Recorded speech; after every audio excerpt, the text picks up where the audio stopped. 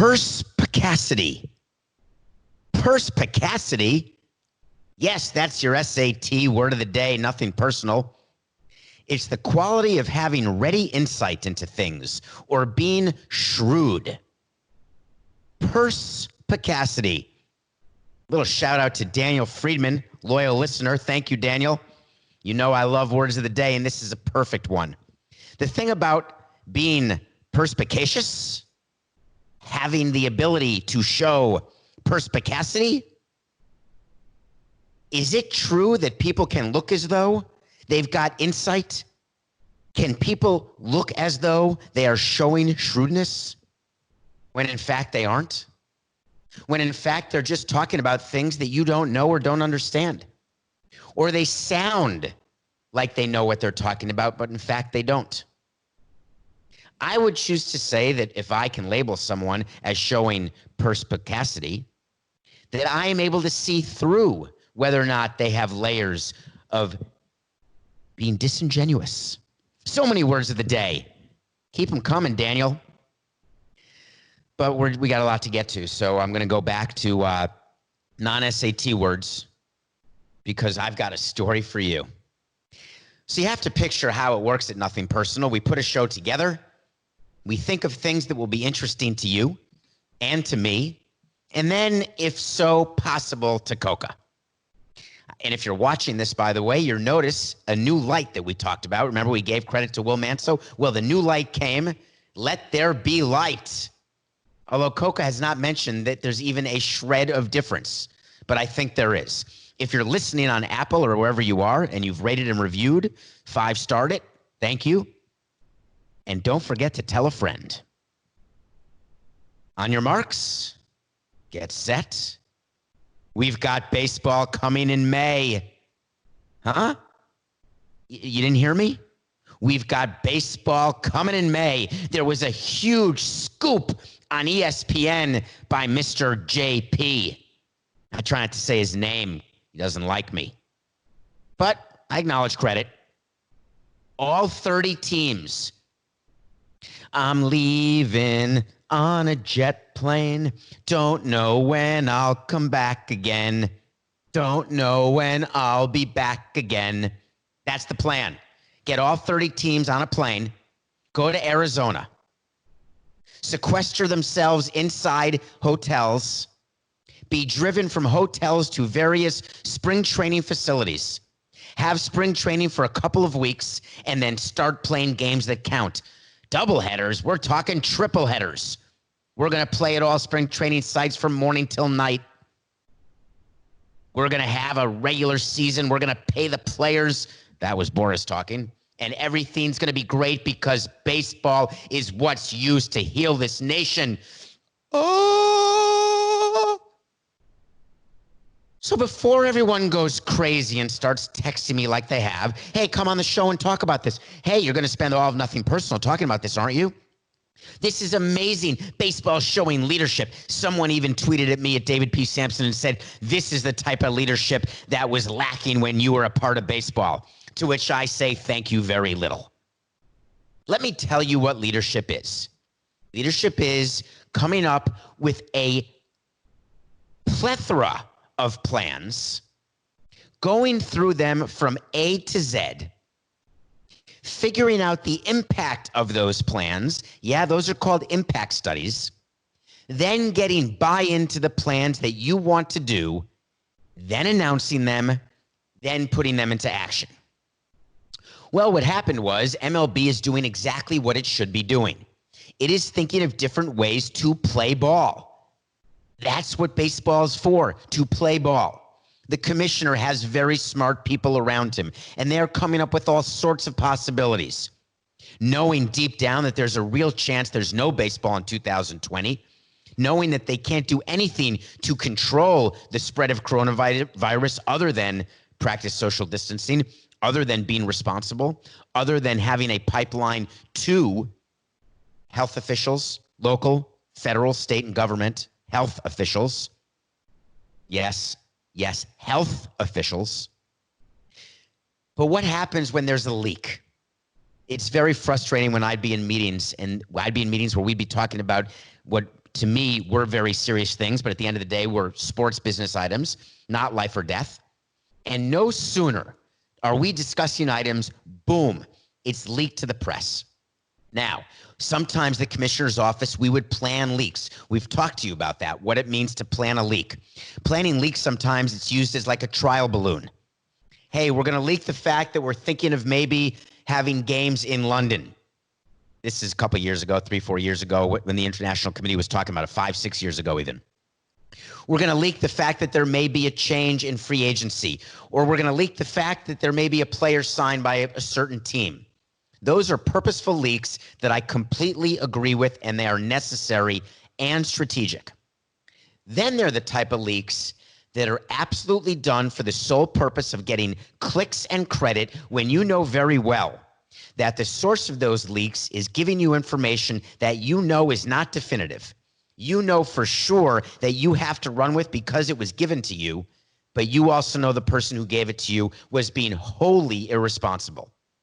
As a member of the media now, I get it. If I get information, I'm not a story breaker, but if I got information that I knew was true, though irresponsible, I'd have to think about who I'd give it to. Which reporter would I want to give it to tweet it out so they would get the credit? First brought to you by @blank. I get it.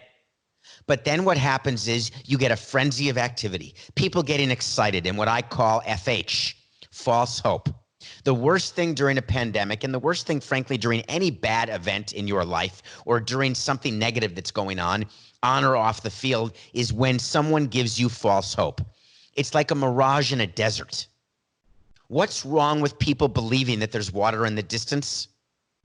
There's nothing wrong with it until they get there and realize that there was never any water there. So when you give false hope to millions of fans in the United States and around the world that baseball is coming back and there's a fully baked plan, to me, that's an issue. One of the many things discussed by baseball would be a one city possible solution to having a season. Fly everyone in, quarantine everyone, and then have a season. So ESPN went with it, and guess what happened? Not even 12 hours later, Major League Baseball had to take the time to release a multi-paragraph statement stepping back from that rumor and saying that everyone playing in Phoenix starting mid-May is only one possibility, and frankly, it has not truly been discussed in full. Now, why is that? Well, where do I start? Let's start at the top and end at the bottom. Top. In order to have baseball in Arizona, you need every player to be tested every day. In order for every player to be tested every day, you need to have tests available. I have a question for all the loyal Nothing Personal listeners out there. How many people do you know who have been tested? Take a look to your left. Take a look to your right. Look up. Look down. Anybody? Now picture a world where no matter where you look, those people have been tested. You have a scratchy throat, boom, you got yourself a test. You have the sniffles, test me. A little cough, it's a test. You think you're spiking at a buck 1.2, you've got yourself a test. That's not happening right now. You think baseball wants to be responsible for taking test kits away from actual symptomatic people where there's a shortage of tests in order to test players? Let's do some math now, quickly. What's 25 players times 30? Yeah, you're right. There won't be 25. There'll be more. Let's say 30 players times 30, 900. Let's say at a minimum 900 tests per day, every day for the whole season. That's problem one. Until you promise me that everyone's got tests and I can look my fans right in the eyes, look my sponsors in the face and say, hey, we're coming back to play, but we have the health of this country as the first priority. If you're saying that and then you're taking tests away, you don't. Number two, let's look at the math. I just did 30 times 30. I don't know why I did 30 times 30. Coco, why was I doing 30 times 30 for 900? There's 30 players, 30 teams. That's the number of players per day. Landed the plane. Guess what? Coaches, manager, training staff, strength and conditioning staff, clubhouse attendants, hotel workers, chefs, drivers, security people, broadcasters, technicians, producers, directors. Oi, such suffering. My head is full of suffering. Give me a bufferin'. That's the headache involved in trying to quarantine a community when you're not just thinking about your players. So all the people out there telling you that all you have to do is test the players, they're wrong. You have to quarantine and test every single person who is going to be in that quote unquote bubble. And it's not just players. So now instead of 30 people per team, let's even say it's 100 people. And that's a little light because I'm still not counting families. Will all players be willing to move to Arizona for 4 months and play a season in order for them not to see their family? From my experience in 18 years, I'd say 50% would be willing to do that, and the other 50% would not. And that's of the people who have families. So it's impossible for me to believe that all players will agree to be sequestered without families. So if you allow families to be sequestered with the players in Arizona, let's multiply all of the numbers I gave you times another 2, 3, or 4. Oh, one more thing on that.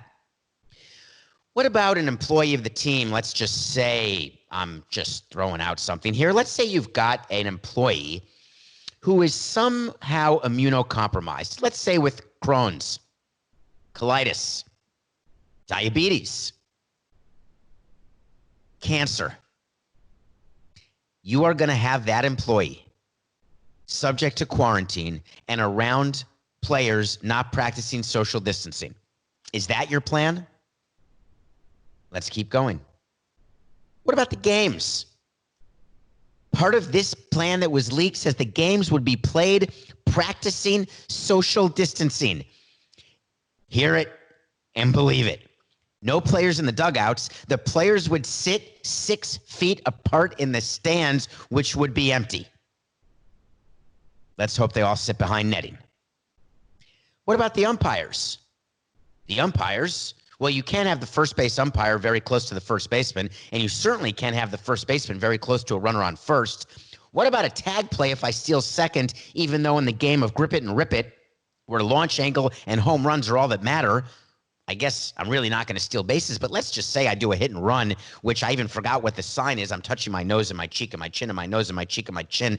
That used to be the sign for hit and run, and then it just disappeared from baseball. But let's say you do that. Tag plays, that's not 6 feet apart. What about a pop-up? I got it.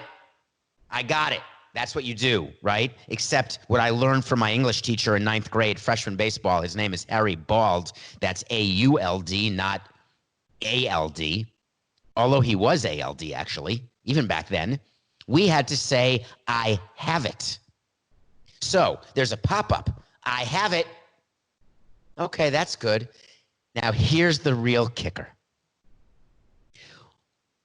I was thinking about how catches work.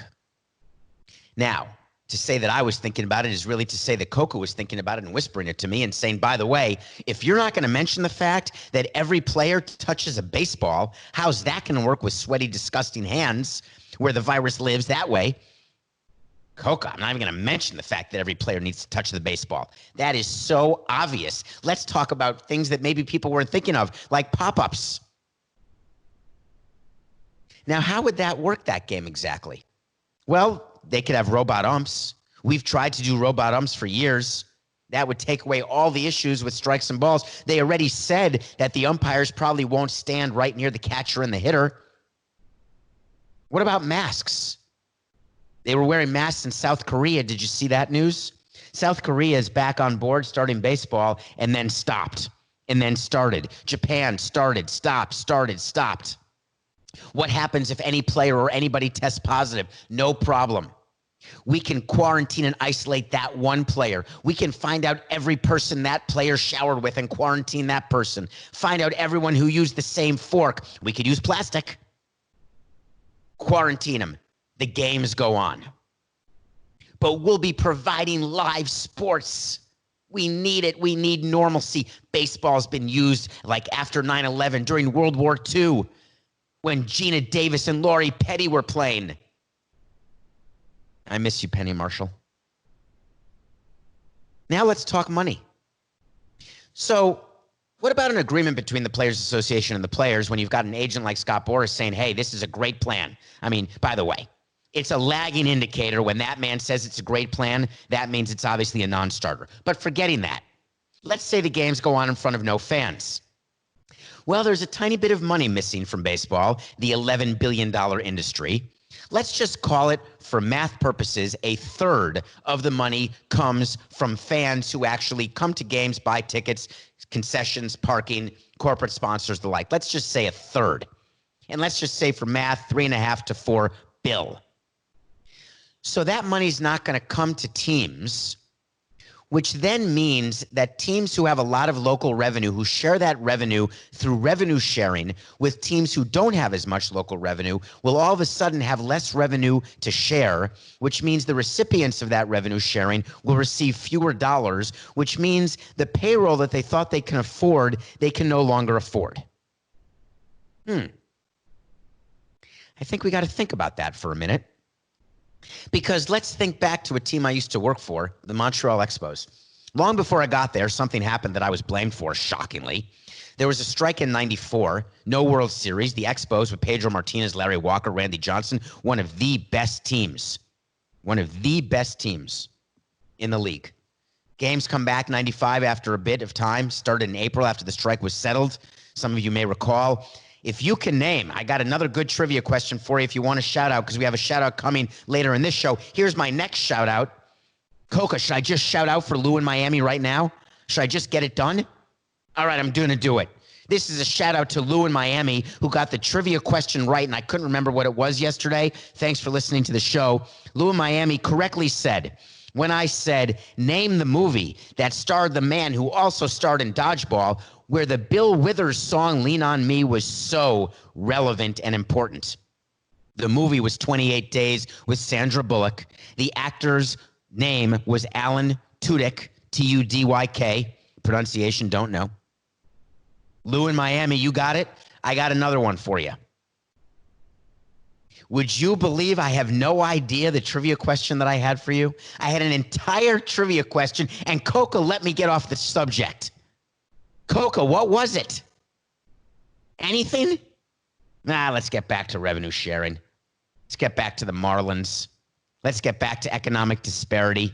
Let's get back to the fact, here it is, thank you, got there, Expos. So the Expos in 1995, they had to make a bunch of trades. Part of those trades involved trading away some of their best players. Randy Johnson, Larry Walker, Pedro Martinez. There is a possibility that if the season does begin and there is not the amount of local revenue that was expected, that teams such as the Marlins will have to cut payroll before the season even begins. That's a problem.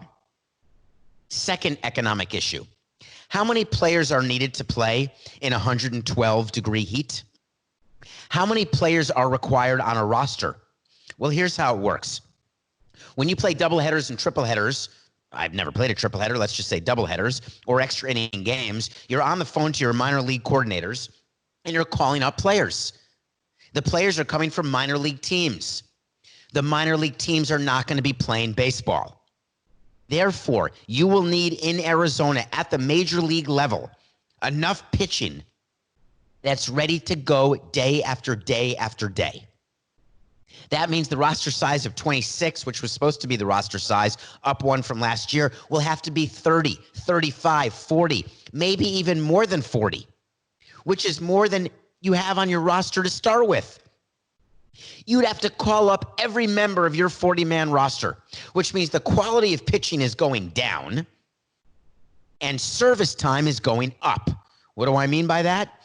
It means that you're calling people up to your roster faster than you otherwise would. You're calling people up to the big leagues faster. You're adding people to your 40-man roster faster because when injuries come, you're going to have to replace those people on the roster for minor leaguers who are currently home, which means the minor leaguers have to come to the new spring training in Arizona, which means they have to be quarantined too. Are you beginning to get my drift of the problems that can happen with a plan before it's completely flushed out? Which is why baseball chose not to leak this information and why they were forced to walk it back. Too many issues they haven't even started. This absolutely applies to all sports, by the way. I just would like to point that out to you. This is not just baseball. These are the issues that they're thinking about in basketball, the issues they're thinking about in football, the issues in hockey. How do we come back? Everyone wants to be first. You heard the call yesterday. People laughed. I hope you were entertained by the commissioner's phone call with President Trump. No matter where you are on the political spectrum, if you didn't laugh, then I'm not funny, which may be true. But in any case, I digress. Every sport wants to be first, except the way this is going to work is completely different. When we return to normalcy, there's going to be an unveiling of activities. Sports will not be the first thing. We need people getting back to work. Now, who is the one guy who doesn't understand what's real and doesn't understand anything other than total self-interest, total tone deaf, simply ridiculous? On three, we're going to say it. Everyone in the studio audience on three. Ready? 1, 2, 3. What? No, it's not the WWE. It's the UFC. Dana White. I talked about him this morning on CBS Sports HQ. It's streaming all the time, 24/7. It's free. It's awesome. I actually played the part of an anchor today, and I actually interviewed myself for a segment on baseball. I was the anchor saying, hi, this is David Samson with CBS Sports HQ. Let's bring in our first guest to talk about MLB situation in Arizona, CBS Sports MLB analyst, David Samson. David, hello. Yes, hello. Nothing personal, you know. I'm there. Easy interviewing myself. We got to talk about UFC today, and it was awesome because you know what he's doing? He's going full Ricardo Montalban. Deplane, boss, deplane. Like Dana White's coming out in his white suit, living on Fantasy Island. Here come the guest stars, Jacqueline Smith, Kate Jackson, Gavin McLeod, Angela Lansbury. Fantasy Island? What am I talking about? Are you okay, David? Is the quarantining getting to you? No. You guys write the material for me. It writes itself. Dana White is purchasing a private island to hold UFC international events. He's going to build an entire city of infrastructure. He's going to house everybody, test everyone, keep them there, and you've got yourself some live sports. Did you get that? Dana White wants to. Now, keep in mind, this is the same Dana White who's hosting UFC 249 on April 18th. That is exactly 11 days from today. And he is hosting 249. Do you know where? It's right where you live. It's in your backyard. Get ready. You're having live sports right where you are. Dana White tweeted, I will be holding UFC 249 somewhere on planet Earth. What? Explain to me how this works. Explain to me how this man gets to be in the room where it happens on calls with the President of the United States. He is holding an event somewhere on planet Earth and doesn't want to tell anyone and doesn't want any media to be there, yet is taking all the attention for himself. And then once they do this event on Earth, they're then going to move to some private island. I assume they got it out of bankruptcy from Nicolas Cage or Johnny Depp, maybe even from Richard Branson. Maybe.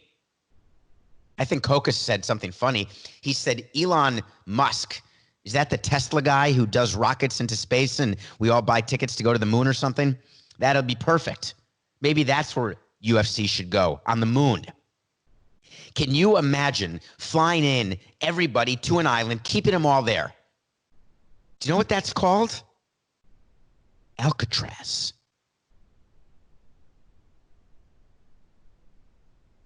So, you want to talk to Samson. It's actually a serious one. I don't know how this happened. Yesterday, there was an announcement. So, you want to talk to Samson is the segment where you ask me a question. I'm going to answer it. And someone said the following. David, how would you handle the NBA Hall of Fame induction so that Kevin Garnett and Tim Duncan get their proper due and still be tasteful and recognizing the reality of Kobe Bryant's death? Should the Hall of Fame ceremony be another memorial for Kobe? It's an interesting question. The NBA Hall of Fame announcements were made, I think, yesterday, maybe the day before, and 3 members will go into the Hall of Fame, one posthumously, Kobe Bryant, and Tim Duncan, and Kevin Garnett. I want to focus a little bit on this issue. If I were running the Hall of Fame, this is how you have to think about it. On February 24th, there was a great memorial, memorable. It seems like a year ago, doesn't it? That was only February 24th, a little over a month ago, when everyone was crowded into the Staples Center, where Jimmy Kimmel led an event where if you weren't crying, you don't have tears. Beautifully spoken words about the tragic death of Kobe, his daughter, and 7 other human beings. That was the memorial. The Hall of Fame is different. The Hall of Fame is there to recognize the careers of the all-time greats. All you have to do is look back a couple of years to Major League Baseball, and that's exactly how I would handle it, because Roy Halladay was inducted into the Hall of Fame. Roy Halladay was a pitcher for the Philadelphia Phillies, the same guy who threw a perfect game against the Marlins. And then I sold tickets after the fact that had not been sold to people who wanted keepsakes, because after something like a perfect game, so many people say, hey, I was there, even though they weren't. So I'm going to provide an actual ticket that they buy so they can say they were there when they weren't, and I get to count it as attendance and it's revenue. Boy, did I get crushed for that, and I thought it was brilliant. I deserved a raise for that. Well, Roy Halladay died a tragic death in a plane crash and then was inducted into the Hall of Fame, and his wife was there, and his wife gave a speech, and it was incredibly tasteful and did not in any way take away from any of the other inductees that year. The only reason why I can't name the other inductees the same year that Roy Halladay was brought in is I didn't think that I would mention Roy Halladay while I was answering the Kobe Bryant. That shows you that this show is real. This is happening right now. There's no takes. This is me talking to you. And it's exactly what happened in baseball, because that's what I would do. I want it to be tasteful, but I'm not taking away from Tim Duncan. Tim Duncan's going to be recognized, and he's going to go first. Kevin Garnett's going to go second. I'm going to end with Kobe. I don't want to go the other way around, because if you go Kobe first, it sort of casts a sort of cloud over the proceeding. Tim Duncan deserves to have his own moment. In many ways, everyone get ready, because I think Ruben, the digital line producer, you know him, the sneaker guy. I think his Twitter is @ I'm a sneaker guy. There's an opportunity for Tim Duncan to be overlooked as being a better, more successful player than Kobe Bryant. Wait a minute. Everyone stay calm. Is it possible that I believe that Tim Duncan is better than Kobe Bryant? I'm telling you, it's a discussion. Tim Duncan is one of the all-time greatest players in the history of the NBA. This is a Hall of Fame induction. I don't want to take that away from him. I'm not penalizing Kobe or his wife, his widow, or his remaining children, or his family, or Lakers fans. None of it. But this is not the appropriate time for a memorial. It's going to be mentioned. It's going to be mentioned. Duncan, Garnett, it's a wait to see that's not in my wait to see. It should be a wait to see. I didn't think of it to be a wait to see today. I have a different wait to see. But actually, this is a better wait to see, Coca. Here's my wait to see. This is happening in real time on Nothing Personal. The order of the induction for the NBA Hall of Fame, whenever that will actually happen in Springfield, Mass., will be Tim Duncan, Kevin Garnett, and then Kobe Bryant. That's the order. By the way, I don't want to waste any of Coca's research. You know the year Halladay went in, it was Mariano Rivera. You know that. Okay, so you want to talk to Samson. Did I say Kevin Garnett or Garnett? I'm getting it in my ear from Coca that I said Barnett. Of course, it's Kevin Garnett. I watched him play. So that was a good question, and I agree that it can be tasteful. There will absolutely be tears shed for Kobe Bryant during the Hall of Fame. Why wouldn't there be? But it will also be a day to celebrate his career. Okay. Ooh, I watched something the other day. I think it was yesterday. We got to talk about it. It was scary. Scary. I watched something called How to Fix a Drug Scandal. How to Fix a Drug Scandal is a 4-part series whose sole purpose, hold on, I'm looking for something that I can't find. Found it. If you're watching on YouTube, I'll tell you what this is. Most people do this off the air, but I'm doing it right now during the show. It's a handkerchief, not for blow, not for show. It's actually for wipe. This beard that I'm growing for the beard challenge, which by the way is day 23, is causing me to schwitz a little more than I would ordinarily schwitz. Plus the fact that there's a light now brighter so you can see me. That's a positive. Negative is that it makes me sweat just a little bit more, and I've been in the blazer and the shirt for multiple hours today. Now, if you're listening to this, you're saying, why would he be in a blazer and a shirt? Well, there's a video part, as you know and you've heard, by going on YouTube. Of course, none of this has anything to do with how to fix a drug scandal. How to fix a drug scandal. It's a double entendre. Get it? A fix? I didn't know anything about this going in. I thought this was about opiates and the abuse of opioids. It's way worse. Here's how it works when you commit a crime. Let's say that you are charged with criminal possession and intent to distribute cocaine. They confiscate the cocaine from you, so I've heard. I'm clean. You can check it. They confiscate the drug from you, and then in order for the prosecution, basically for you to get sent to jail or to be charged, the district attorney has to take the case from the investigators, from the police, and then they charge you with a crime. The name of the crime would be State versus John Doe. Now, in order for them to prove beyond a reasonable doubt that you had an intent to possess and distribute cocaine, what is the one thing that you need to guarantee? That you did not confiscate sodium chloride, salt, that you didn't confiscate powdered sugar, that you actually confiscated cocaine. So how do you do that? You take the cocaine and you send it out to a drug lab. In the drug lab, people test the cocaine or the substance, and then they write down, yes, this is heroin, yes, this is cocaine, yes, this is marijuana, yes, this is mushrooms, yes, this is meth, yes, this is liquid meth, yes, this is something else, LSD, PDQ, ROA, DOA, DUMB.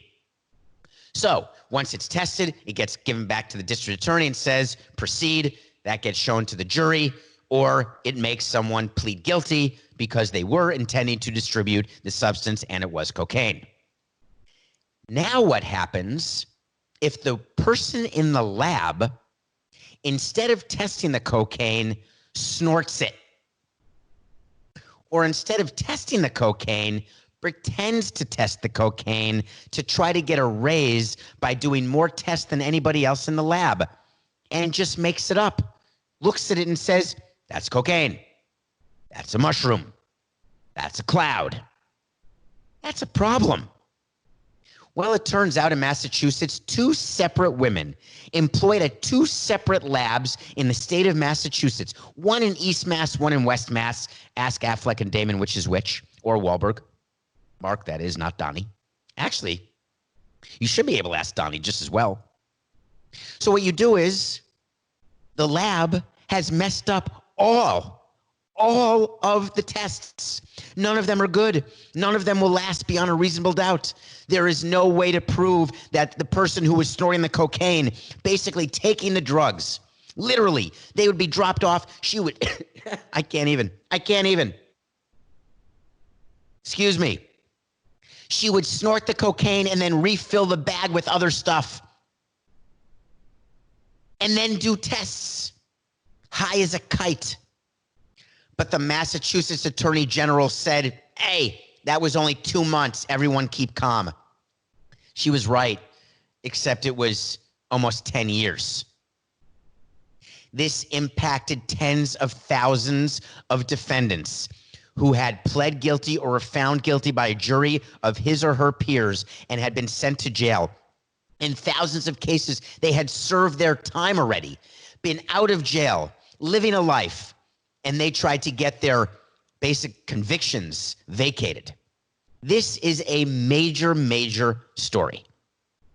So they did a documentary, and all I can tell you is that you better watch it, and here's why. When you're in a position where you actually have power over other people's liberty, don't you think maybe there should be some checks and balances to make sure there aren't any rogue chemists or rogue detectives? That's called internal affairs in a police department. Because when you have the power to take away someone's liberty, that is the greatest power of all time. There is no greater power. I don't care how much money Bill Gates has. I don't care about any of it. The greatest power lies. The greatest power exists. I will get back to you on lays versus lies. The greatest power exists in the ability to take away someone's liberty. Yet in these labs, there was nothing. Watch this, please. It's called How to Fix a Drug Scandal, and it better be fixed. I'm coming to you virtually right now. I don't know what that means. Coca, am I actually virtual? I think I'm here. Like I can feel myself. I can feel the puddle that I'm sitting in. I can feel my feet are actually on a towel right now that is literally soaking wet. But I don't think I'm virtual. And I'm asking because the NFL is conducting a draft on April 23rd completely in a virtual world. Now, what that means is that no one will be together. That means that if you've got 32 teams and they've got 30 scouts and front office people and owners and presidents and everyone else, you've got 900 people in 900 places because they're all practicing social distancing. So each team will be connected to 30 other people within his or her organization. Then they'll be connected to the main commissioner's office. Then they're going to show us on TV them picking a name out of a hat. I'm not saying scouts don't do their job well. I'm not saying it's easy because it's impossible. It's just hard. They're going to pick a name, choose a name. You can pick your friend's nose, but you can't choose your family. Wait, you can pick your friends and you can pick your nose, but you can't choose your friend's nose? Yeah, I think I'm mixing a few metaphors. Maybe a simile or two if I'd use like or as. How's this going to work? Why is Roger Goodell doing a virtual draft? What is the rush? Well, he wants some TV revenue. I get it. But people are starting to bark. The number one bark is a raven. Ravens don't bark. I think they chirp. I actually don't know what ravens do. John Harbaugh wins Super Bowls. That's what he does. Coca just whispered, caw. Like, caw. Caw. Is that really what ravens do, Coca? Do you have any idea if that's true? Any idea? Yeah, whatever. We'll go with caw. John Harbaugh is the coach for the Ravens, won a Super Bowl, and he went public today with a butte. He said, and I quote, I really can't quote it. I just know it's in my head. We've got some concerns about the cybersecurity of this virtual draft. He was assured that everything is safe and secure, yet at the same time, he's got great worries. Why would he have worries? Because I've been in sports before, and guess what every team is trying to do right now? They are doing everything they can to both secure their wall and see if anybody else's wall is able to be penetrated. Because if you can grab any edge, you think for 1 second the New England Patriots are not going to try to hack into other teams' databases? You think for 1 second that every team's not going to look to find an advantage? You're going to say I'm being controversial. You're going to say I'm being wrong. You're going to say I'm being absolutely irresponsible. Say it. Bring it. I've been there. You saw what the Cardinals did to the Astros years ago. There is hacking that happens. We pretend we don't know. We pretend we're not paying attention. We pretend we don't want to do it. Oh, someone comes to me with new IT information. Oh, I'm going to close my eyes. I'm going to close my eyes. Yeah, my fingers are over my eye while it's sort of open, and then I'm blinking it, but then I'm opening it. Oh, no, I didn't see that. Oh, wait a minute. On 3rd and 4, this is the play they're going to? Oh, they want to draft Tua in the 5-hole? Interesting. Then I'm going to call him and say, hey, we're about to take Tua in the 4-hole. Unless you want to make a trade, you're not going to get Tua. I think you get my drift. There are a lot of situations and a lot of problems that can happen when you're practicing social distancing. We've already seen Zoom have an issue with privacy. We already saw that people can hack their way onto Zoom. It's called Zoom hijacking. You saw what happened to Keandre Miller, the player for the Rangers, the prospect for the New York Rangers hockey team, who did a 500-person Zoom with fans, and someone got on there in the comments section and started spewing racial slurs. Can you imagine what little infinitesimal piece of crap you are, that you hack into someone's Zoom for the purpose of giving racial slurs? That's what you are? That's the pond scum that you are? If you're going to hack into a Zoom, get some info. Find out who's going to be drafted. Get me a vaccine for COVID. Tell me what the market's going to do. Racial slurs? Come on. John Harbaugh's got a situation, and he's right, but this means Roger Goodell has a bigger situation. Roger Goodell has to prove to 32 owners, 32 coaches, 32 presidents, 32 GMs. That's 128 people, I was counting as I was going, that there is absolutely no problem at all with security, that the firewalls are firm, padded, foamed, and that everything's going to go fine. And then somehow 31 of those people have to believe that the Patriots are going to do the right thing. Wait to see. MLBeard Challenge, day 23. Day 23 involves some schwitz. That's 2 schwitzes. Here's what we're doing today. We're taking $1,000. We're giving it to the San Francisco Giants. San Francisco Giants, San Francisco. Yeah, they're hosting that PGA event. Remember the wait to see from yesterday. They're a team that the Marlins beat in 97 and 03 on the way to the World Series, and I've got a story for you. I want to take you back to 2003. Wild card Marlins against the 100-win Barry Bonds-led San Francisco Giants. Huge underdogs going into San Francisco for the first 2 games. It's a 2-3 back, 2-2-1. 2 games in San Fran. Schlep all the way back to Miami, 2 games at Pro Player, and then back to San Francisco for a game 5. Game 1 happens. Marlins lose game 1. And I'm thinking we made the playoffs. How great it is that we just made it to the playoffs. I was in San Francisco. I was loving every minute of it. I'm in the tunnel, had been in the clubhouse after the game, patted a few people on the bum, said, hey, we'll get him tomorrow. Said a few things to Jack, stepped outside, ran into the owner of the Giants, who at that time was someone named Peter McGowan, who has recently passed away. Peter McGowan was someone who was not short on confidence. And this is not speaking ill of the deceased. I wouldn't do it. I'm telling you a real story that happened. Peter McGowan came up to me as I was in the tunnel, in between the clubhouses at what was then, I guess, AT&T. Maybe it was Pac Bell back then. And he said, David, good to see you. You've had one hell of a season.